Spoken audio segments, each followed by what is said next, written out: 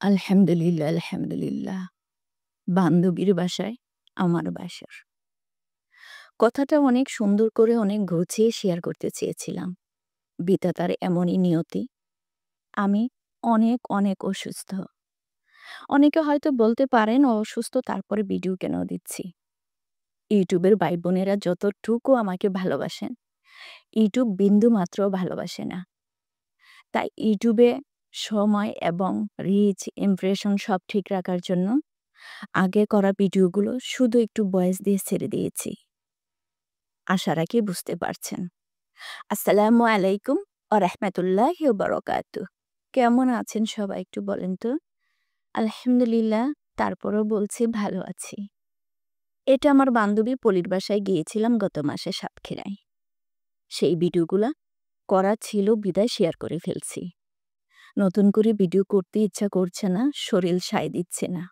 শুধু ইউটিউবের কথা চিন্তা করে ছেড়ে দিয়েছি।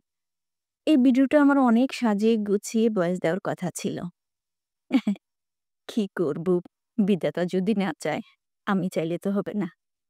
বিকালবেলা মেজো ভাবি কর্নবেল ভর্তা বানাচ্ছিল। পাশের বাড়ির বাবি গাছ থেকে যখনই কর্নবেল পাকা পড়তো গাছের নিচে দৌড়ে এসে আমাদেরকে দিয়ে যেত আমরা খাওয়ার জন্য। আর এই কর্নবেল ভর্তাটা ভাবি এখানে লেবু পাতা, রসুন, তারপরে মরিচ, সরিষার তেল, চিনি দিয়ে মাখিয়ে দিয়েছে। আমি এভাবে কখনো কদবেল ভর্তা খাইনি, এই প্রথম। আর খেতেও বেশ ইয়ামি হয়েছিল। বান্ধবীর বাসায় অফুরন্ত তৃপ্তিকর সে খাবার, সে ঘোরাফেরা, সে আতিথেয়তা এবং ভালোবাসা কখনোই আমাকে পিছপা করবে না। জীবনে কখনো এমন ভালোবাসা আমি পাইনি। যাই হোক, আজ রাতে আমার বাসর। ২৬ বৎসর পর বিবাহিত জীবনের। আমার বান্ধবী আমার জন্য, আমার হাসব্যান্ডের জন্য বাসর সাজিয়েছে। আমরা বিয়ের পর বাসর সাজিয়ে আমাদের বিয়েটা হয়নি। যেহেতু পছন্দ করে বিয়ে করেছিলাম। তাই এখন ছেলে-মেয়ে সাজিয়ে নিচ্ছে আমাদের বাসর। এটাও এক ধরনের আলহামদুলিল্লাহ বলতে পারেন। যেখানে পলির মেয়ের জামাই, তার মেয়ে এবং আমার মেয়ে। ওরা ছেলে-মেয়ে মিলে মা-বাবার বাসর সাজিয়েছে। এটা একদিকে খুব আনন্দ লাগছিল সবাই। এ যুগে আধুনিকতার মেয়েদের মাঝে এটা কোনো বিষয় না। তারা আনন্দে আপ্লুতভাবে সেটা করেছিল। পলির সাথে থেকে সেটা সব এরেঞ্জ করেছে। তাই তো আমিও যেন কোথায় হারিয়ে গেছিলাম সেই তৃপ্তিময় এবং আনন্দঘন দিনগুলাতে। কোথাও বাধা দেইনি, পলি যেভাবে যা করতে চেয়েছিল করেছে। বাসরটা সাজিয়েছে ফুল দিয়ে, খাট সাজিয়েছে।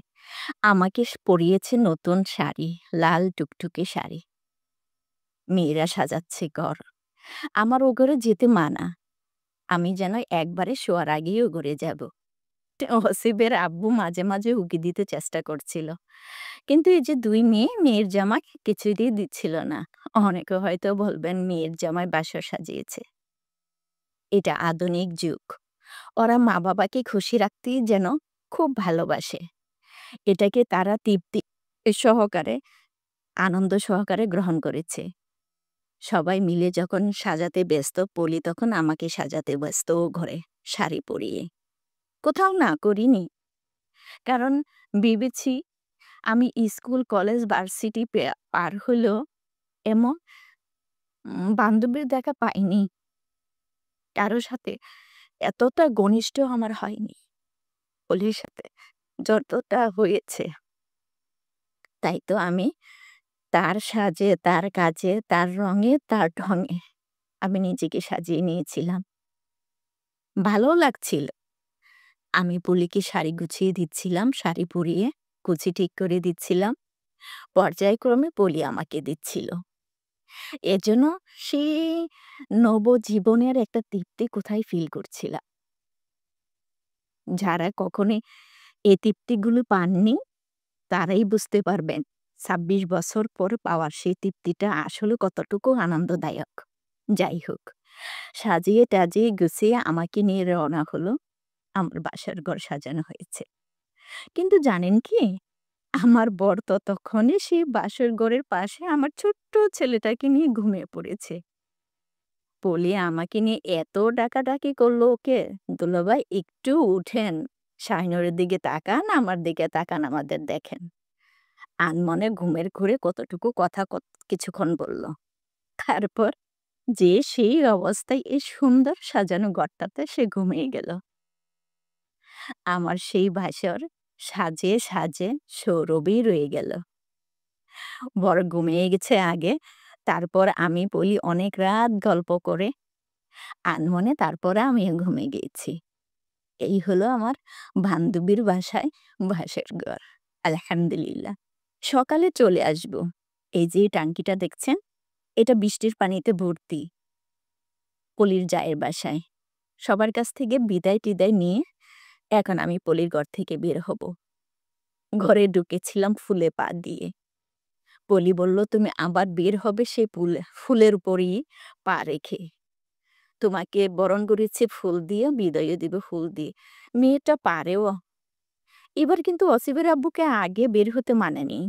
এবার ফুলের উপর পা দিয়ে সেই আগে বের হয়েছে। ঢোকার সময় অবশ্যই আমার প্রাধান্যতা বেশি ছিল। ওরা বেরিয়ে গিয়েছে পরে ২ বান্ধবী হাতে হাত ধরে। আর কত কি জিনিস পলি আমাকে দিয়ে দিয়েছে, তার বাড়ির স্মৃতি। মাছ, সবজি, বট অনেক কিছু। অন্য কোনো ভিডিওতে সেটা শেয়ার করব। ২ বান্ধবী হাতে হাত ধরে বেরোচ্ছি। আর ভিতরে যেন ছিঁড়ে যাচ্ছে।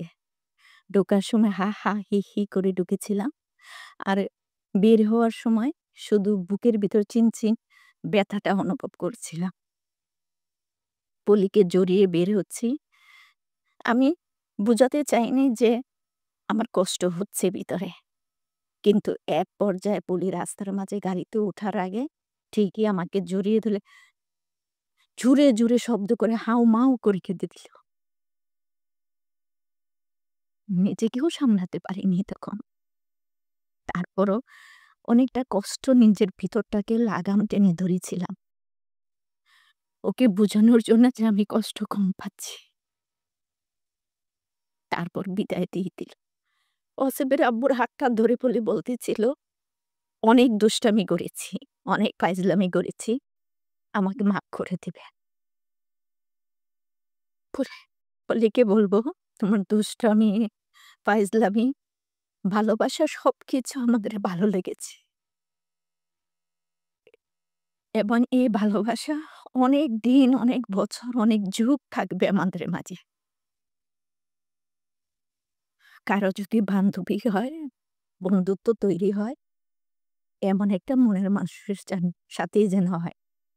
যেখানে আমার মেয়ে, আমার সাহেব খুব খুশি। আমার মেয়ে অটোতে উঠেই বলতেছিল, "আমি আবার আসবো এই আন্টির বাসায়।" আমার সাহেব বলতেছিল, "আবার কবে আসতে চাও?" তাহলে বুঝেন আমার বান্ধবী আমাকে কতটুকু তৃপ্তিদায়ক আনন্দ দিয়েছে, যা দেখে আমার স্বামী সন্তান খুশি। আলহামদুলিল্লাহ। আল্লাহকে বলি, পলির সংসারের জন্য আল্লাহ এরকম তৃপ্তিদায়ক আনন্দ দেয়। খুব সকালে চলে আসছি। পলি নাস্তা খাইতে চেয়েছিল, আমরা খাইনি। সকাল, সকাল গাড়ির টিকিট কাটা ছিল, তাই চলে আসলাম। এসে গাড়ি ছাড়তে এখনো ১০-১৫ মিনিট বাকি। নাস্তা করে নিলাম। সাথে ছিল পলির মেয়ের জামাই। আমরা সবাই সাগর, আমরা সবাই একসাথে হোটেলে নাস্তা করে নিলাম। ইয়াম্মি সেই নাস্তাগুলা। এখানে ছিল বটবোনা, ডিম পোস্ট আর পরোটা। খুব, খুব ইয়াম্মি এই দোকানের নাস্তাগুলা। আর সাগর, পলিরা, মেয়ের জামাই অসাধারণ, অসাধারণ একটা ছেলে। আমাদের কোথায় কি লাগবে মানে বলার আগে মনে হচ্ছে সে মুখে উঠেই দিবে। মানে এই দোকানে চা ছিল না। ওসিফের আব্বু বলছিল, "চা নাই?" ছেলেটা লাফ দিয়ে উঠে গেছে, "আঙ্কেল দাঁড়ান, আমি কোথাও থেকে চা নিয়ে আসি।" মানুষকে টাকা পয়সা লাগে না মুগ্ধতা করতে। একটা ব্যবহারই মানুষের জন্য যথেষ্ট। একটা ভালোবাসা বা একটা আকুলতেই একটা মানুষের জন্য যথেষ্ট যে তাকে কতটা ভালোবাসে। পলি যেমন জামাইটাও মেয়ের পেয়েছে ঠিক তেমনই। আল্লাহ ওদেরকে সুখী করুক। সুখ বলে কয়ে আসে না। কিন্তু আপনি যে দোয়া করবেন, হয়তো এই দোয়াটাই তাকে চিরসুখী করবে। বাসে উঠতেই এক সোনামণির দেখা। আর সে দেখেই আমার কাছে আসবে। এই সোনামণিটাকে পুরোটা বাসে কথা বলতে, বলতে আসছি অসিফ অসিফের বাবার সাথে। এখানে বাসগুলা থামার পর যেইগুলাতে নাস্তা বা মহিলা বা কেউ যদি ওয়াশরুমে যেতে চায়, তার জন্য সুব্যবস্থা আছে। বাসটা এটা খুলনা থামার ঠিক আগ মুহূর্তে না পরে ঠিক বলতে পারছি না, আমার মনে নাই এই মুহূর্তে। গন্তব্য মাঝখানে বাসটা থেমে যায়। থেমে যাওয়ার পরে আমরা হালকা পাতলা এখানেও নাস্তা করে নিয়েছি বা ওয়াশরুমের যার কাজ ছিল ওয়াশরুমের কাজগুলো সেরে নিয়েছি। Long journey. আমরা সকাল ৮টার পর বেরিয়েছি, রাত্রে ৮টার পর বাসায় আসছি। তাই মাঝখানের বিরতিটা খুব গুরুত্বপূর্ণ এবং জরুরি থাকে। এখানে হালকা পাতলা নাস্তা করার পর আমরা আইসক্রিম খেয়ে কিছু সময় ব্যয় করে তারপরে বাড়ির উদ্দেশ্যে রওনা হয়েছি।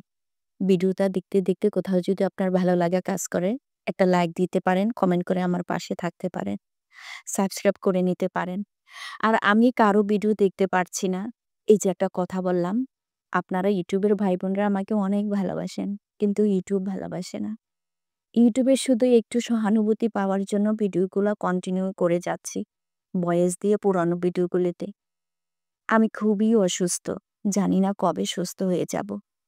আল্লাহর কাছে চাই আমি আপনাদের ভিডিওতে থাকতে বা দেখতে বা কারো ভিডিওতে যদি অন করছি, শুধু ওয়াচ টাইমটা দিয়ে আমি বেরিয়ে যাচ্ছি। তাকিয়ে থাকতে পারছি না ভিডিওতে, ভিডিওর দিকে চোখ মেলে তাকাতে পারছি না। মানে ঠিকমতো কথা বলতে ইচ্ছা করছে না। আমার ঘরের অবস্থা এরকমই যে আমি দোকান থেকে কিনে রান্না করা খাবারগুলা খাচ্ছি। ঘরে রান্না করা পর্যন্ত বন্ধ। অসিফের আব্বু বিগত কয়েকদিন ধরে বাইরে যাচ্ছেন আমার শরীর খারাপ হলে। তাই বুঝতেই পারছেন কতটা অসুস্থ থাকলে একটা গৃহিণী তার রান্না বান্না সব বন্ধ করে দেয়। হাসব্যান্ড টুকিটাকি কাজ করে দেয়, সেটুকুই তাকে জীবনযাপন করতে হয়। কেউ হয়তো বিশ্বাস করবেন, কেউ করবেন না। যার বিশ্বাস তার সাথে। এমনই করে জীবনে প্রতিটা গন্তব্যে আমরা প্রতিটা গৃহিণী পৌঁছে যাই। দায়িত্ব কর্তব্য যতটা পারি করতে থাকি। যতটুকু থমকে যাই, আমাদের প্রত্যেকের বুঝতে হবে তার অবস্থাটা ভালো নেই। সে আগের মতো নেই। আপনারা সবাই দোয়া করবেন আমি যেন তাড়াতাড়ি সুস্থ হয়ে যাই এবং তাড়াতাড়ি আপনাদের মঞ্চে স্বাভাবিক কোনো ভিডিও নিয়ে আমার প্রাণবন্ত ফুর্তি আনন্দ নিয়ে ভয়েসটা দিতে পারি। কয়েকবার কেটে, কেটে ভয়েসটা দিয়েছি। তারপরেও আপনাদের সাথে থাকতে চেয়েছি। আপনারা ভালোবাসেন বলে আপনাদের কাছে আছি। আমি দোয়া করি প্রতিটা মানুষ সুস্থ থাকেন। আমার জন্য দোয়া করেন। আমিও দোয়া করি বান্ধবীর সেই গন্তব্যস্থল থেকে বিদায় নিচ্ছি। ভালো থাকো বান্ধবী। চিরসুখী হও। তোমাকে কখনোই বলব না। আসসালামু আলাইকুম ওয়া রাহমাতুল্লাহি ওয়া বারাকাতুহু।